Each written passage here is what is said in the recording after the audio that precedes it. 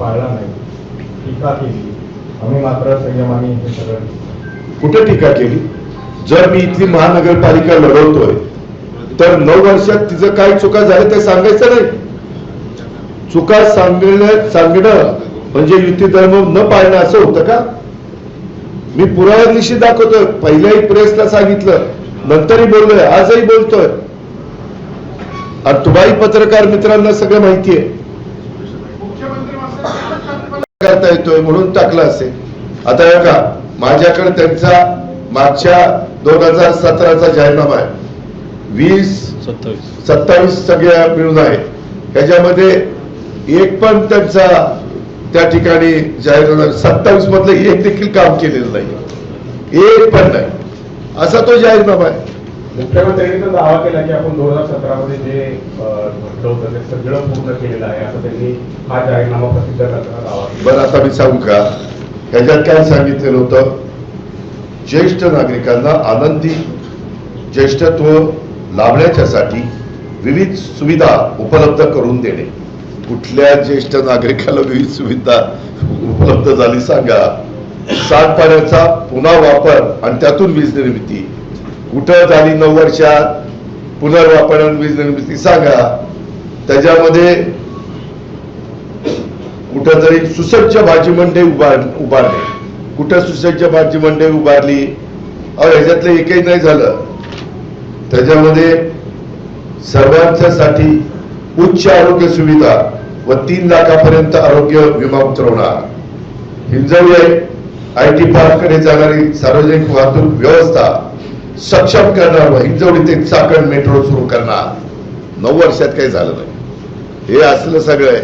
दादा, त्याच्यावर त्याला किती महत्व द्यायचं तुम्ही यापूर्वी मुख्यमंत्री असं म्हणाले की अजित पवार आणि युती धर्म पाळला नाही, टीका केली, आम्ही मात्र संयमाने हे सगळं. कुठे टीका केली? जर मी इथली महानगरपालिका लढवतोय तर 9 वर्षात तिचं काय चुका झाल्या ते सांगायचं नाही. चुका सांगणं म्हणजे युती धर्म न पाळणं असं होतं का? मी पुराव्यानिशी दाखवतोय. पहिल्याही प्रेसला सांगितलं, नंतरही बोललोय, आजही बोलतोय. आणि तुम्हाही पत्रकार मित्रांना सगळं माहितीये.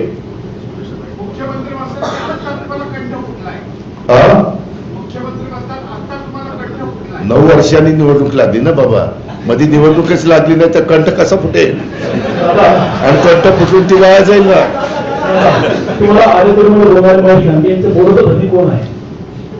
नाही, ते स्वतःच इतके कर्तृत्ववान आहे की त्यांना बोलवता जरी कोण नाही, ते स्वतःच ते स्वयंपूर्ण आहे. भोसरीचे लोक स्वयंपूर्ण असतात.